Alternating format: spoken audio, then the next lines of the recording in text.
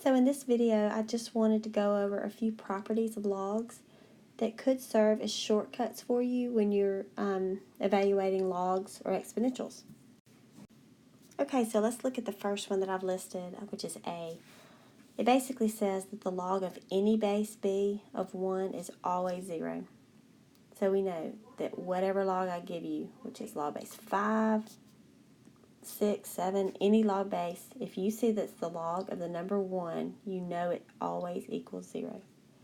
And then for the second and third, B and C, these are dealing with the fact that they're inverse functions. The log and exponentials are inverses. So if you took the composite function, which is what we're doing here, and you have log base b of b, you see the bases are the same, then you know that your answer is going to be just that exponent, which is x. And the same goes for C. If you notice, you have base b and log base b. If they're the same bases, then your answer is going to be the x. So an example would be, I don't know, if you have the log base 3 of 3 squared, since your 3 and 3 are the bases are the same, then you know your answer is that 2. And then likewise, if you had 3 and you raised it to log base 3 of, let's say, we'll just let it be x.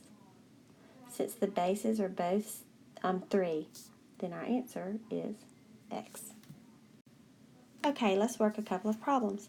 So for the first one, up until now, the way we normally would work it, and it's perfectly fine to work it this way, but if we want to know what the log base 2 of 16 is, what we've done so far is we would set it equal to x and then turn it into a small equation.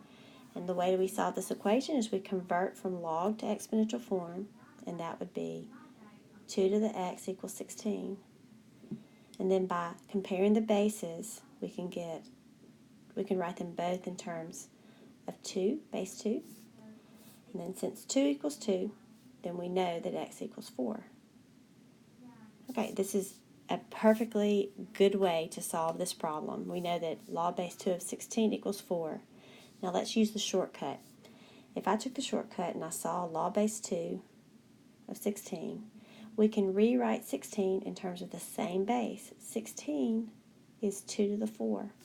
And using this property, which is listed in B, right up here, we know that if we have the log base 2 of 2, since the bases are the same, then we know my answer is strictly 4. So it is a shortcut way of working this problem. Okay, let's look at number 2.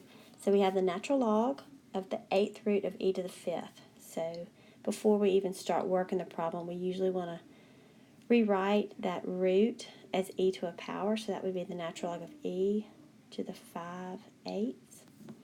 So when we look at this, we know that the natural log has an understood base e. It's never written, but it's an understood base e. And so now we can use property B. Since you have base e and e, they're the same, then we know my answer is just that exponent, which is 5/8. All right, let's work just a few more problems. Number 3, we have log of 10 to the negative 8ths. This can use, let's see, property B, because we know when we see log and we don't have the base written, that's an understood 10. It's just never written that way. So if you notice, we have log base 10 of 10 to the negative 8. And using property B, we know that my answer is just negative 8. If we look at number 4, we have to do a little work before we can get it to a way that we can just see the property. So let's think about this. We have 1 over 1,000. We can rewrite that 1,000 as 10 cubed. Okay? And we know that log, remember, just like the last problem, that's an understood base 10. Right? So we have 10 and 10. So let's see if we can get that written to where we can use our property. So we'd have log base 10,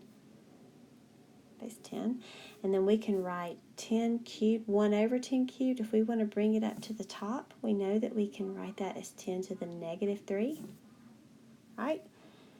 And so it's not very neat here, but that is log base 10 of 10 to the negative 3. And so this uses property B. The bases are the same, therefore my answer is negative 3.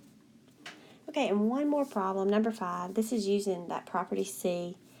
And you have 9 raised to the log base 9. So since our bases are both 9, from using C, we can conclude that our answer is just x minus 2.